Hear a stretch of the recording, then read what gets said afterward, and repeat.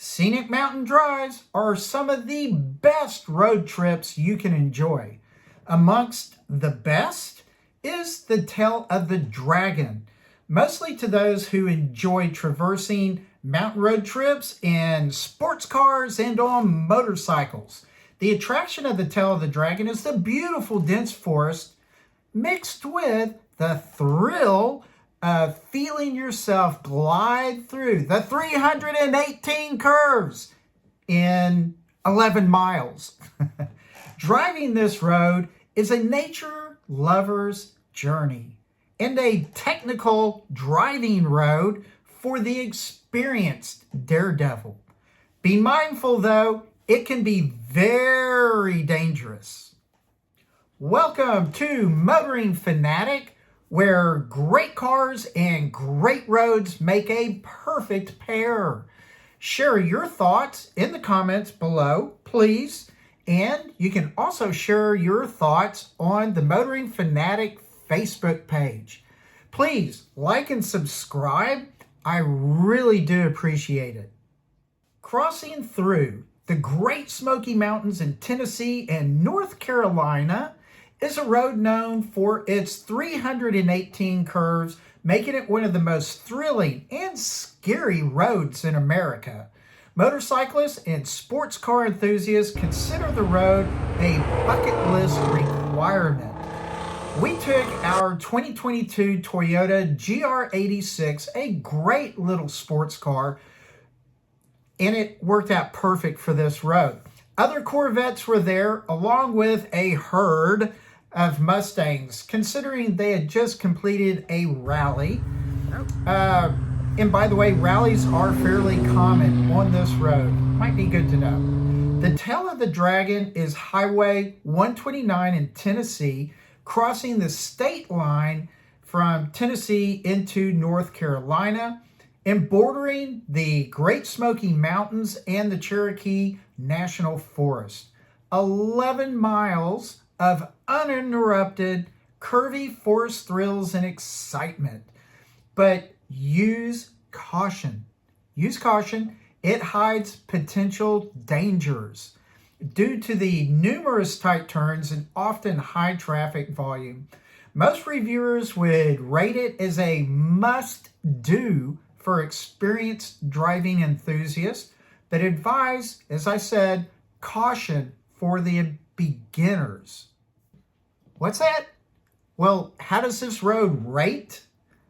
Basically, as a trip, it rates fairly well, as you might believe. Google gives it a 4.8 out of 5. TripAdvisor gives it 4.5 out of 5.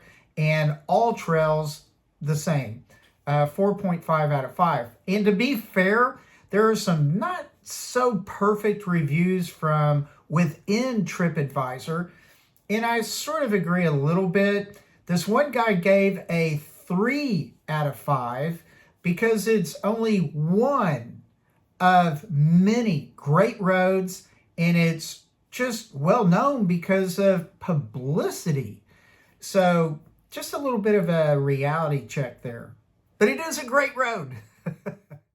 In this video, I will have several topics: driving information, trivia, when to visit, maps, some side notes, and other great roads in the area. Remember, I have lots of good links down in the description below. Okay, sit back for a minute. I've got a lot to say about basically driving information. I want to continue with driving information because it really is important, and ignore all the overhyping of the drive. I want you to be safe. So there are some driving rules, and these are out on their website, the tailofthedragon.com website. Drive at your skill level or below, so take it easy. Hug the white line or just stay to the right as far as you can. No passing. Pull off to the sidings, or from your point of view, pull off to the sidings to let other people pass, and be reminded the speed limit is 30 miles per hour. Yeah, you might want to push it a little bit and have some fun, but be careful. Here are some serious considerations. Tight turns and high traffic increase risk for inexperienced or less able drivers. The road is fairly narrow. That's why I liked my little Toyota 86. It was perfect. So the road's fairly narrow and it's encased by steep rock ledges and the forest. Some turns are blind, meaning that you can't see the other side of the turn. So be ready for that. Watch out for wild animals. And the police and EMS can be at least 30 to 45 minutes away. Very, very, very important. Now, here is a list of some of the recent accidents, or really the deaths. There is on average maybe 1 or 2 deaths at least every single year. Be very mindful of that. When I say the road is dangerous, it really can be. How about some good stuff? All right, so there are the sightings that you can pull off of to let other people pass. I encourage you, if you're mopoking or just not in the mood to get through, just get off on the pass. Stretch your legs, get some photographs, enjoy yourself. There can be several police, and they do run radar. Some of their most popular spots are indicated on this map. It is a fun place for photographers to get car and bike action shots. So there's that. And you might see some of these photographers out there as well. So at some point along the way, either at the beginning or the other beginning, or at the end or the other end, you can get some cool photographs. Still along the lines of driving related information is just being prepared. Make sure your car or bike is in good running condition, and I'm really serious about that. Brakes, tires, all that good jazz. Make sure your car is ready, or bike. If you're driving an old classic car with no safety items, no safety features, be really safe. Check the weather before you get out there. I tend to check about 2 sources. Check the road conditions and the nearby roads as well. Don't just focus on the one road. Check all the roads that are out there. As one option, use the Tennessee DOT, Department of Transportation website, so TDOT, and double check that traffic and road conditions. Hey, I got some really fun trivia that's floating around out there on the internet. Easy to find this stuff, but I wanted to share it with you real quick. So, ghosts can be heard at night. Sometimes people say they see apparitions out on the road. The road was most likely an animal path many moons ago, as many of these mountain roads were, then used by the Native American Cherokee Indians.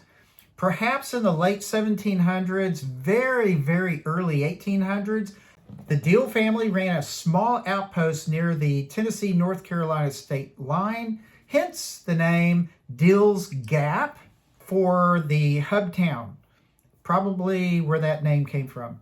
The Cherokee fought more than one battle in the area. In the early 1800s, the path became a crude roadway. It's reported there's at least one Civil War soldier buried near the road. After the Civil War, more people settled the area. As a result, profiteers bought land along the road and set up toll booths. I guess they're profiteers, right? Anyway, rumors of an angry landowner hanging motorists who wouldn't pay toll also contributed to some of these weird haunting stories. The road was first paved in 1931. The Tail of the Dragon became most well known and popularized by Doug Snavely In 1992, he promoted the area and the road so much that he received threats and was actually shot at once.